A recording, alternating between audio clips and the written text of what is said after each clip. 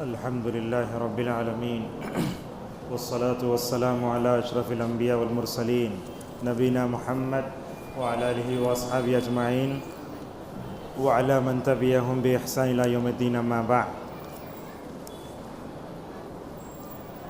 10ویں پارے میں جو اہم مضامین ہیں وہ ہم آپ کے سامنے بیان کریں گے، لیکن سورہ انفال یہ 90ویں پارے کے آخری میں شروع ہوتی ہے اور 10ویں پارے میں جا کر ختم ہو جاتی ہے. تو کل ہم جو مضامین بیان کیے تھے وہ سورہ اعراف ختم تک تھا. اب سورہ انفال میں کیا چیزیں ہیں انشاءاللہ وہ بیان کریں گے. انفال کا معنی آتا ہے مال غنیمت. مال غنیمت کسے بولتے؟ کافروں اور مسلمانوں کے درمیان میں جنگ ہوتی ہے تو مسلمان جب جیت جاتے ہیں تو کافر جو مال چھوڑ جاتے یا تو مارتے ہوئے مر جاتے تو ان کا سارا مال مسلمانوں میں تقسیم کیا جاتا ہے، اسے بولتے مال غنیمت. تو یہ مال غنیمت کیا تھا؟ پچھلی شریعتوں میں حرام تھا وہ، جیسا کہ حضرت جابر رضی اللہ عنہ کی روایت آتی ہے، رسول اکرم صلی اللہ علیہ وسلم نے فرمایا وَأُحِلَّتْ لِيَ الْغَنَائِمُ وَإِنَّهَا لَمْ تَحِلَّ لِأَحَدٍ قَبْلِي. مسلم کی روایت ہے، آپ صلی اللہ علیہ وسلم نے فرمایا کہ میرے لیے مال غنیمت کو حلال کیا گیا اور میرے سے پہلے کسی کے لیے مال غنیمت کو حلال نہیں کیا گیا ہے. ایک بات کیا ہوتی، ہم اپنی زندگیوں میں دیکھتے مال کیا آتا بٹور لیتے، حرام کا بھی دیکھتے نہیں، حلال کا بھی دیکھتے نہیں. صحابہ کرام کیا کرتے تھے، اگر کوئی حرام مال آیا حلال مال آیا تو وہ جو ہے بڑی دقت سے دیکھتے تھے، اس لیے کہ اللہ تبارک و تعالیٰ کے سامنے جواب دینا ہے. پہلی مرتبہ جب مال غنیمت آیا تو صحابہ کرام جا کر نبی کریم صلی اللہ علیہ وسلم سے بار بار پوچھے، اسی لیے کہا دیکھو یسألونک، اس کا ترجمہ یہ ہے وہ آپ سے بار بار آ کے پوچھتے ہیں یا رسول اللہ مال غنیمت ملا ہے، کیا کرنا، اس لیے کہ حلال ہے، مگر اب تک حلال نہیں ہوا تھا، اس لیے صحابہ کرام کو شک ہوا. اسی لیے آپ دیکھیں گے یہ سورت کے آخری میں اللہ تعالیٰ فرماتا ہے فَكُلُوا مِمَّا غَنِمْتُمْ حَلَالًا طَيِّبًا. کہا صحابہ اکرام یہ مال غنیمت ہے، نہ حلال بھی ہے، پاکیزہ ہے، بغیر شک کے تم اس کو کھا سکتے ہو. اب مال غنیمت تقسیم کیسے کرنا انشاءاللہ آگے آتا ہے. اللہ تعالیٰ نے سورۃ الانفال کے شروع میں ایک بات یہ بھی بتائی کہ مومن کون ہوتا ہے. ہم میں سے ہر ایک آدمی مسلمان ہے مگر مومن نہیں ہے. یہ قاعدہ آپ ایک بات یاد رکھیں، ہر مومن مسلمان ہوتا ہے مگر ہر مسلمان مومن نہیں ہوتا. تو ہمیں اس ماہ مبارک میں کیا کرنا، مومن بننے کی ضرورت ہے. مسلمان تو ہیں مگر مومن بننے کی ضرورت ہے. مومن کسے بولتے؟ اللہ فرماتا ہے انما المؤمنون الذین اذا ذکر اللہ، جب ان کے سامنے اللہ کا ذکر کیا جاتا ہے تو ان کا دل کانپ جاتا ہے. وجلت قلوبہم. دوسرا دیکھیے وَإِذَا تُلِيَتْ عَلَيْهِمْ آیَاتُ، جب مومنین کے دلوں پہ قرآن کی آیتیں پڑھی جاتی ہیں تو ان کے ایمان میں اضافہ ہو جاتا ہے. اور کہا وَإِذَا تُلِيَتْ عَلَيْهِمْ زَادَتْ ایمانا وَعَلَىٰ رَبِّهِمْ يَتَوَکَّلُونَ. یہ لوگ مومن کیا کرتے ہیں، اپنے رب پہ بھروسہ کرتے ہیں. اور آگے جو ہے کہا ہم نے جو کچھ دیا اس میں خرچ کرتے ہیں. اس آیت کی تفسیر میں علماء یہ بتاتے ہیں کہ ایمان بڑھتا بھی ہے کم بھی ہوتا ہے. بڑھتا کب ہے؟ امام احمد رحمہ اللہ کہتے ہیں بڑھتا اس وقت ہے جب بندہ نیکی کے کام کرتا ہے، اور گھٹتا اس وقت ہے جب بندہ برائی کے کاموں میں کرتا ہے. ایک مثال میں آپ کے سامنے دیتا ہوں.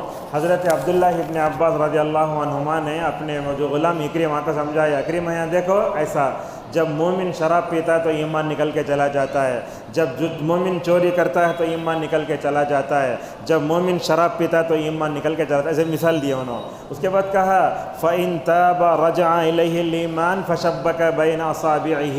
تو ایمان کب نکلتا ہے؟ جب بڑے گناہ انسان کرتا ہے.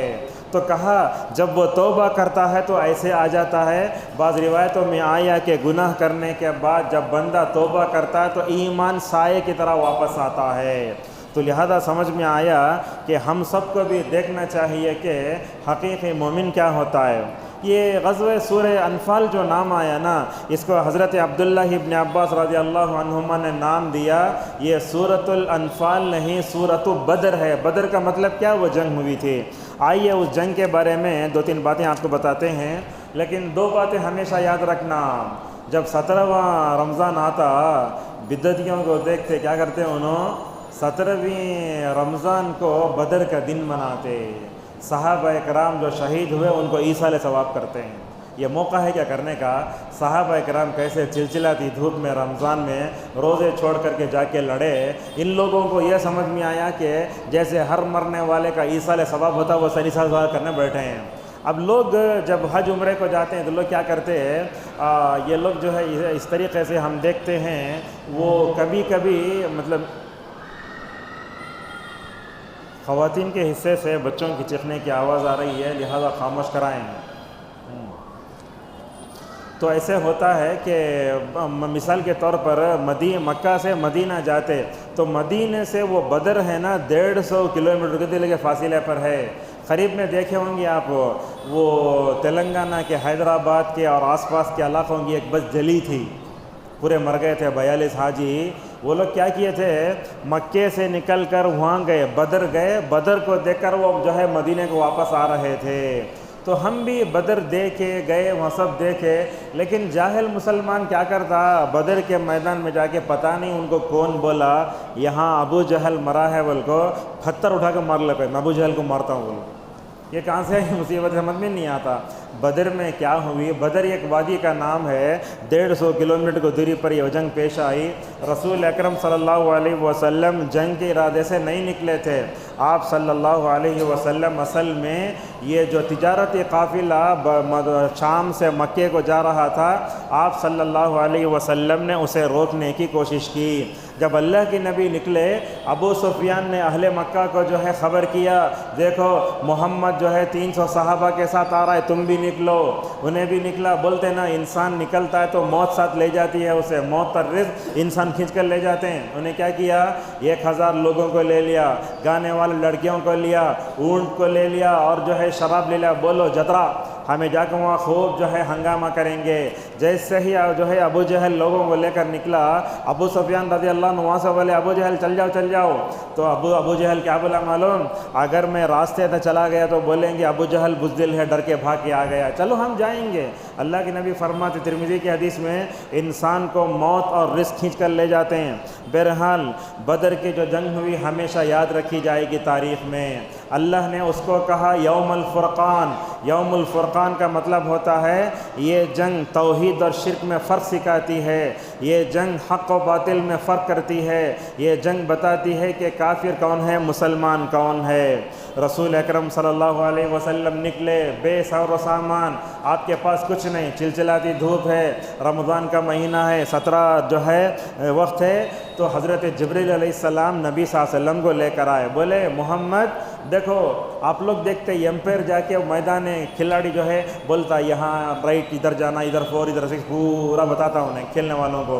جبریل علیہ السلام جو ہے اللہ کے نبی کو پکڑ بلا گئے، محمد دیکھو یہ بدر کا میدان ہے، کل تمہارے اور کافروں کے درمیان میں جنگ ہونے والی ہے۔ اللہ کے نبی صلی اللہ علیہ وسلم نے بتا دیا کون سا کافر سردار کہاں مرے گا، اللہ کے نبی صلی اللہ علیہ وسلم کو بتا دیا گیا۔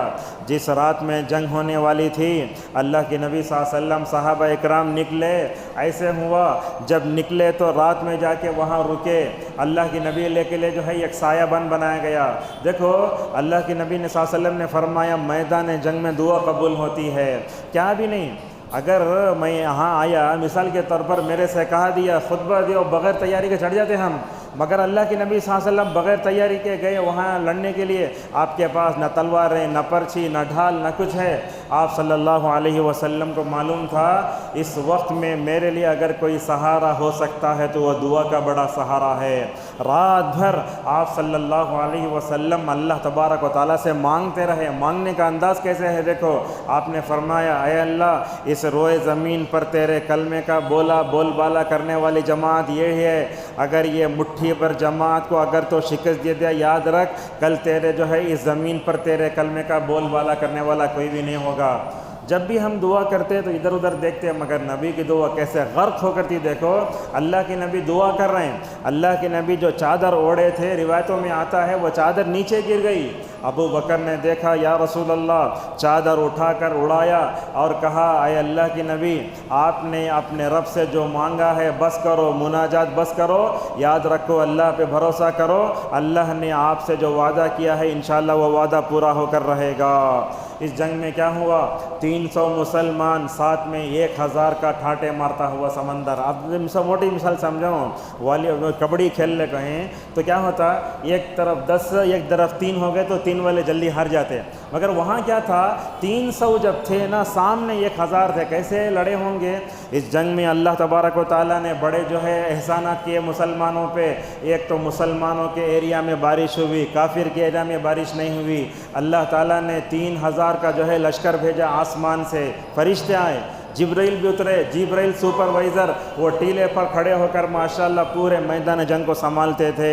اسی طریقے سے اس جنگ میں اور ایک چیز آئی، اب دیکھتے ذرا کیمرے کو دیکھ کر، موبائل خریدتے نا اس وقت دیکھتے کیمرہ کتنے کا ہے، ایک ایک فوٹو کو 10 طرح کر کو زوم کر کر دیکھتے۔ اس وقت نہ کیمرہ نہ ٹیکنالوجی۔ اللہ تعالیٰ سورہ آل عمران میں اس کا تذکرہ فرماتا ہے، دیکھو مسلمان 313 تھے نا، جب کافروں کو دیکھتے تو کم لگتے، 150 نظر آتے، اور مسلمان جب کافر مسلمانوں کو دیکھتے تو 2000 نظر آتے۔ اللہ تعالیٰ نے کافروں کو کم کر کے دکھایا، اور جب کافر مسلمانوں کو دیکھتے تو اللہ دگنا کر کے دکھایا۔ اللہ اکبر، کیا کیا اللہ تبارک و تعالیٰ کی تیاریاں تھی۔ بہرحال اس جنگ میں رسول اکرم صلی اللہ علیہ وسلم جو ہے جم کر لڑے۔ آگے ہم جو ہے سورہ حج میں اس کا تذکرہ کریں گے، یہ قیامت تک جنگ یاد رہے گی۔ یہ قادسیہ ایک جنگ تھی، اس جنگ میں صحابہ گئے۔ حضرت سعد بن ابی وقاص رضی اللہ تعالیٰ عنہ فرماتے ہیں کہ ایسا ہوا، اس جنگ میں گئے تو ہمارے سامنے لاکھوں کا ٹھاٹے مارتا ہوا سمندر ہے، ان کے پاس ہاتھیاں ہیں، گھوڑے ہیں، سب اونٹ سب ہیں، ہم ڈر گئے، کیا کرنا؟ ایک بات یاد رکھیں آپ، یہ انسان کا جو پیر ہے نا، وہ پیر میں جم کر رہنا اصل بات نہیں ہے، اصل بات جو ثبات قدم دل میں آتی ہے۔ آپ کے پیر مضبوط ہو گئے تو کیا بھی نہیں، لیکن آپ کا دل مضبوط ہونا۔ حضرات صحابہ اکرام کو اللہ نے وہی کیا۔ سعد بن ابی وقاص رضی اللہ تعالیٰ عنہ فرماتے ہیں، صبح میں ہمیں جنگ لڑنا ہے، رات میں سب مل کر سورہ انفال کی تلاوت کرنے لگے۔ سورہ انفال میں اللہ بتاتا، مسلمانوں اگر تم بھی دنیا میں کامیاب ہونا چاہتے ہو تو اس سورت کو غور سے پڑھو۔ کیا اسباب تھے؟ نہ ہتھیار تھے، نہ کچھ تھے، بے سر و سامانی کی حالت میں نکلے۔ اللہ تبارک و تعالیٰ نے کیوں کامیابی دی، یہ اصل میں ہمیں جاننا ہے۔ سب سے پہلی بات تو یہ ہے کہ اللہ کی خاص مدد تھی۔ دوسرا یہ ہے میدان جنگ میں صحابہ کامیاب ہے تو اللہ کی اطاعت سے کامیاب ہوئے۔ میدان جنگ میں کامیابی کا دوسرا جو بڑا جو ہے راز تھا وہ رسول اکرم صلی اللہ علیہ وسلم کی اطاعت کا تھا۔ چوتھی بات وہ یہ توحید پر جمے ہوئے تھے۔ ہم بھی اپنے آپ کو اہل حدیث اور سلفی کہتے ہیں، لیکن دیکھتے ہیں آج بھی ہمارے گھروں میں عقیدہ توحید ذرا کمزور ہوتا جا رہا ہے۔ ہمارے باپ دادا توحید پرست تو ہم توحید پرست بن گئے، ورنہ تو ہم عقیدہ توحید کا علم حاصل نہیں کرتے۔ اللہ کیسے فرماتا ہے، دیکھو یا ایھا الذین آمنوا اذا لقیتم فئۃ فاثبتوا، اے مومنو اگر تمہیں کفار سے میدان جنگ میں لڑنا ہے تو توحید پر ثابت قدم رہ جاؤ۔ میدان بدر میں کامیابی کے اسباب میں اللہ کا ذکر بھی ہے۔ اللہ کے ذکر کو ہمارے لوگ معمولی سمجھ جاتے، کیا ہے بلکہ آپ جانتے ہیں آگے ذکر آئے گا سورہ طٰہٰ میں، جب حضرت موسیٰ و ہارون کو اللہ تعالیٰ فرعون کے دربار میں بھیجتا ہے تو وہاں کہتا ہے وَلَا تَنِیَا فِی ذِکْرِی، اے موسیٰ و ہارون اللہ کے ذکر میں کوتاہی نہ کرنا۔ فرعون کے پاس جانے میں اللہ کا ذکر کرنے میں کیا تعلق ہے آپ معلوم ہے؟ فرعون کے پاس گیا تو انہیں ڈرائے گا نا، جب بندہ اللہ کا ذکر کرنے جائے گا اس کے دل میں اللہ کا ڈر ہوتا ہے۔ اب جب کافر اور غیر مسلم فرعون اسے دیکھتا ہے سمجھتا یعنی اللہ کا ذکر کر کو آیا، اسے ہم دبا نہیں سکتے۔ اللہ اکبر، حضرت موسیٰ و ہارون اللہ کا ذکر کرتے ہوئے گئے۔ پورا قرآن ہمارا بتاتا ہے فرعون نے حضرت موسیٰ کو ہر جگہ دبانے کی کوشش کی، مگر حضرت موسیٰ ہر جگہ کامیاب ہو گئے۔ اور یہ دیکھو بدر میں کامیابی کے اسباب میں ان کے اندر جو باہمی الفت و محبتی وہ تھی۔ اللہ تبارک و تعالیٰ فرماتا ہے اللہ تعالیٰ نے صحابہ کے دلوں کو ایک کر دیا تھا۔ جانتے ہیں نا صحابہ کون ہیں؟ اس میں سے تو آدھے مہاجر تھے جو مکے سے مدینہ آئے تھے، انصار اسے بولتے جو وہاں مدینے میں رہتے تھے۔ یہ انصار و مہاجرین مل کر سیسا پلائے ہوئے دیوار بن گئے۔ یہ بات یاد رکھو، آج بھی ہماری امت کو اور اس کے شیرازے کو بکھیرنے والی اگر کوئی چیز ہے تو یہ فقہی اختلافات ہیں۔ اس نے تو امت کو توڑ کے رکھ دیا ہے، اس وجہ سے ہماری مسجدیں الگ ہو گئیں۔ اگر ہم جو ہے صحابہ کی طرح اگر جم گئے، دلوں میں محبت آ گئی تو ماشاءاللہ دشمنوں کا مقابلہ کر سکتے ہیں۔ آپ دیکھو مسلمان آپس میں لڑ رہا ہے، لڑ کے ہماری جو ہے توانائیاں، ہماری صلاحیت طاقتیں ختم ہو جا رہی ہیں۔ باہر سے آنے والے دشمن سے ہم مقابلہ نہیں کر سکتے۔ اسی طریقے سے کامیابی کے اسباب میں آپ دیکھیں اللہ تعالیٰ نے فرشتوں کو اتارا۔ ایک مرتبہ نبی کریم صلی اللہ علیہ وسلم سے پوچھا گیا افضل فرشتے کون؟ آپ نے فرمایا افضل فرشتے وہ تھے جو جبرائیل جو ہے فرشتے جو ہے جنگ میں اترے تھے۔ کیا کرے؟ کیا ایسے کھڑے ہو گئے؟ کیا نہیں، جب اللہ کے نبی اور صحابہ کرام مارتے نا، ایک مار بھی بیکار نہیں ہوا، اللہ اکبر ایسا۔ اور فرشتوں کے اترنے کا اور ایک فائدہ کیا ہوا، جب فرشتے مسلمانوں کے ساتھ تھے کافر اسے دیکھتے تھے، اور فرشتوں کے اترنے کا صحابہ کرام کو میدان جنگ میں جم کر لڑنے کا فائدہ ہوا۔ بہرحال یہ ماہ رمضان بھی فتح و نصرت کا مہینہ ہے۔ یہ اللہ تبارک و تعالیٰ سے ہمیں نصرت مانگنا، کیسے بولنا؟ اے اللہ تو نے بدر میں اللہ کے نبی کو صحابہ کو کامیابی دینا، اے اللہ وہ کامیابی ہمیں بھی دے۔ اللہ تعالیٰ سے ایسا سوال کرنا ہے، اے اللہ تو نے تیرے مکے کو فتح کرایا 8 ہجری 20 رمضان کو، اے اللہ اس وقت دشمنوں کے خلاف ہمیں بھی مکمل طور پر کامیابی عطا فرما۔ اس جنگ میں 70 قیدی شہید کیا ہے، مطلب 70 قیدی آئے۔ اب آپ پوچھتے ہیں ہندوستان میں غیر مسلموں کے ساتھ ہمارا جو ہے رویہ کیسے ہونا چاہیے؟ ہم کیا سمجھ جاتے ہیں، ہر کعبے دشمن سمجھتے، ویسے نہیں ہے۔ یہ ہندوستان کی آبادی میں ابو طالب بھی ہیں، ہندوستان کی آبادی میں فلاں فلاں بھی ہیں۔ ہر کافر ہمارا دشمن نہیں ہے۔ ہندوستانی ماحول میں ہمیں یہ سمجھنا چاہیے۔ لہٰذا رسول اکرم صلی اللہ علیہ وسلم نے جنگ لڑی، اتنے کفار مارے گئے 70، مگر وہ انسان کی شکل میں وہ قیدی آپ کے پاس آئے تو آپ نے کیسے حسن و سلوک کیا۔ دیکھو بولتے ہیں تمام قیدی وقت کھانے کا نہیں ہوتا، وقت سے پہلے کھانا آ جاتا۔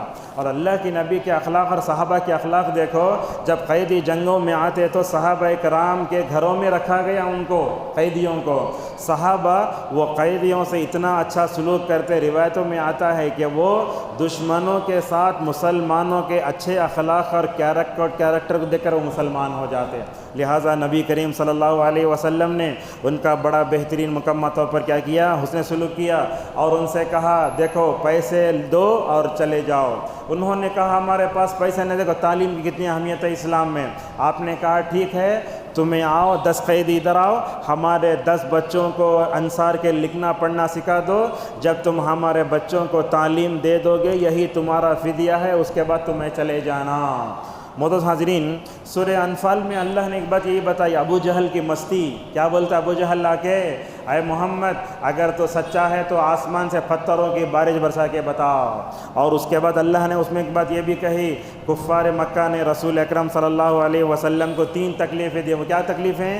وَإِذْ يَمْكُرُ بِكَ الَّذِينَ كَفَرُوا لِيُثْبِتُوكَ أَوْ يَقْتُلُوكَ أَوْ يُخْرِجُوكَ۔ بعض لوگوں نے کہا رسول اللہ کے بیر جو ہے پیڑ میں جو ہے کیا ہے، مطلب سنگلیاں ڈال دیں، زنجیریں ڈال دیں۔ بعض نے کہا آپ کو مار دیا جائے، اور بعض نے کہا کہ آپ کو نکال دیا جائے۔ اس صورت میں اللہ نے یہ بھی کہا رسول اکرم صلی اللہ علیہ وسلم جب تک زندہ تھے کوئی عذاب نہیں آیا، جب اللہ کے نبی صلی اللہ علیہ وسلم چلے گئے، یاد رکھو اللہ تعالیٰ کے عذاب سے بچنے کے لیے استغفار بہت ضروری ہے۔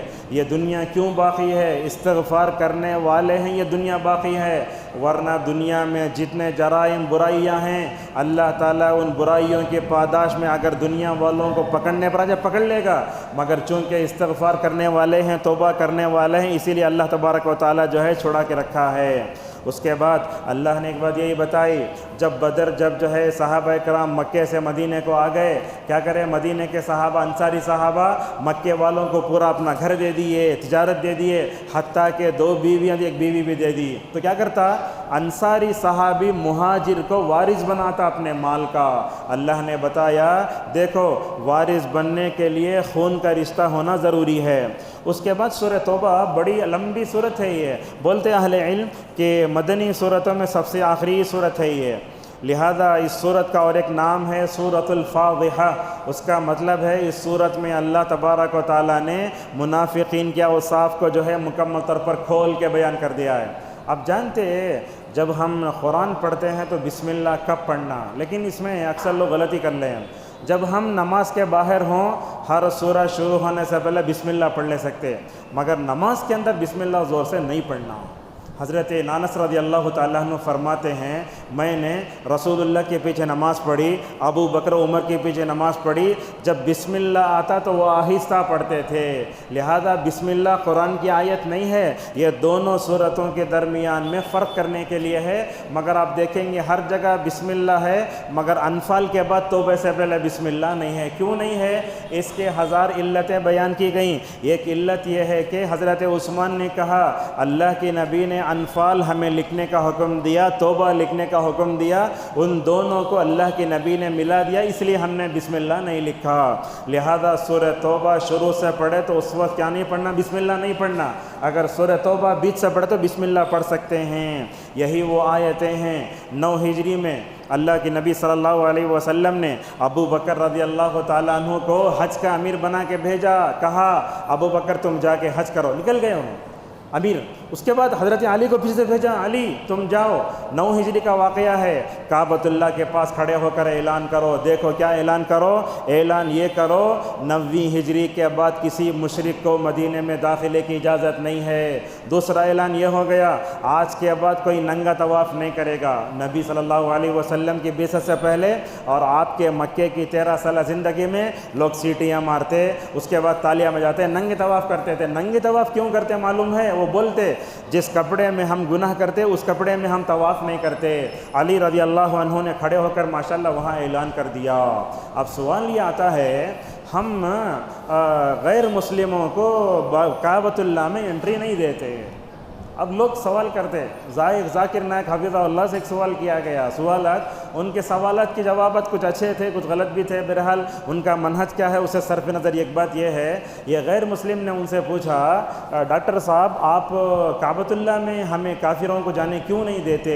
جواب بڑا اچھا دیا.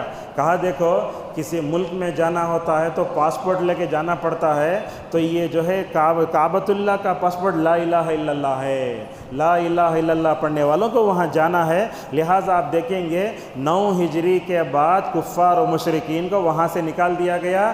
1440 ہجری ہو گئی. یہ کعبۃ اللہ کے جو حدود ہیں اس میں کوئی کافر نہیں آتا. ہر جگہ سیکورٹی رہتی ہے.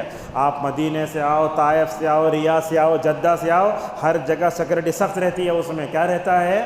وہاں دکھاتا ہے یہ غیر مسلموں کا راستہ ہے، یہ مسلمانوں کا راستہ. اس کے علاوہ مدینے میں غیر مسلم آتا، مکے میں نہیں آتا.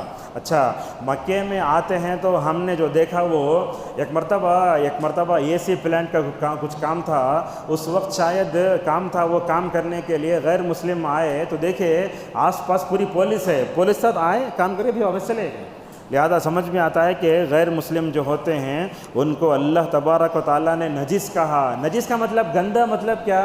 گندگی کا مطلب یہ ہے کہ ان کے اندر عقیدے کی گندگی ہے، جسمانی طور پر گندگی نہیں ہے. اگر ہم ان کو جسمانی طور پر گندا کہے تو کسی بھی غیر مسلم کے ہوٹل میں کھانا ہمارے لیے ناجائز ہو جائے گا. رسول اکرم صلی اللہ علیہ وسلم نے مشرکین کے پاس پانی لیا، وضو فرمایا، سب کیا. بلکہ ہم بھی دیکھتے ہیں صبح میں اگر ناشتہ کرنا تو بمن کے ہوٹل کو جاتے ہیں، کافر کو بلاتے، کام کرتے. اسے سمجھ میں آیا کافر کے پاس جو نجاست ہے وہ عقیدے کی نجاست ہے، کفر کی نجاست ہے، شرک کی نجاست ہے. انہیں دنیاوی طور پر ہو سکتا ہے اچھا نظر آتا مگر اس کے دل میں گندگی ہوتی ہے. اس کے بعد ایک بات آج کے درس کی ہے کہ اسلام کی 2 حالتیں ہوتی ہیں، یہ غالب حالت، ایک مغلوب حالت. مدنی صورت میں جتنی حالت ہے وہ جو ہے مغلوب غالب کی حالت ہے، اور مکے میں جو آیتیں اتری اس کی جو ہے مغلوب ہے. اللہ نے اس کے بارے میں کہا کہ جہاد ایک پاکیزہ مقدس فریضہ ہے.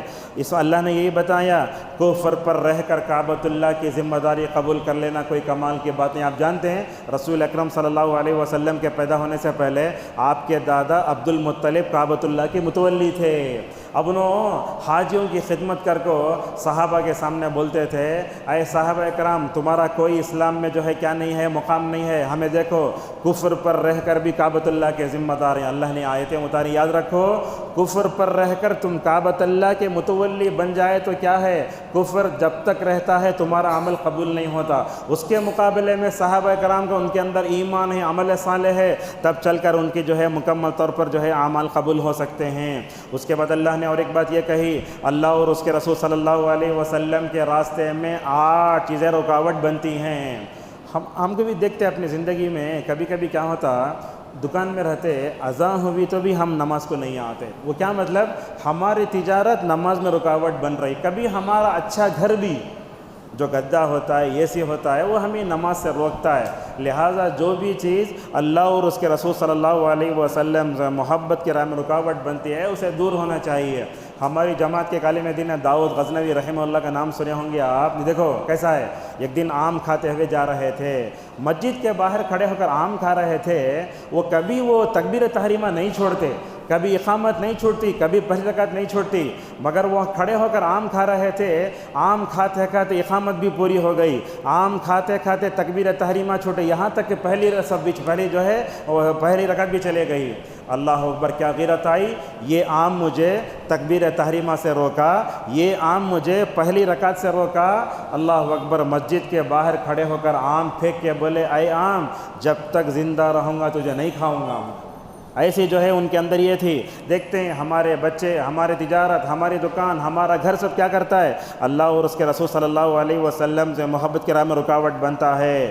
اللہ نے اس صورت میں ایک بات یہ بھی کہا، دیکھو بدر میں ہمیں تم نے کامیابی دی نا، حنین میں بھی اللہ نے کامیابی دی۔ حنین کیا ہے، مکے سے 40 کلومیٹر کی دوری پر ایک جو ہے وادی کا نام ہے جہاں جنگ ہوئی تھی۔ اس جنگ میں مسلمان زیادہ تھے، جب مسلمان زیادہ تھے بولے آج ہم زیادہ ہیں، سامنے والوں پر آج ہم غالب آ جائیں گے۔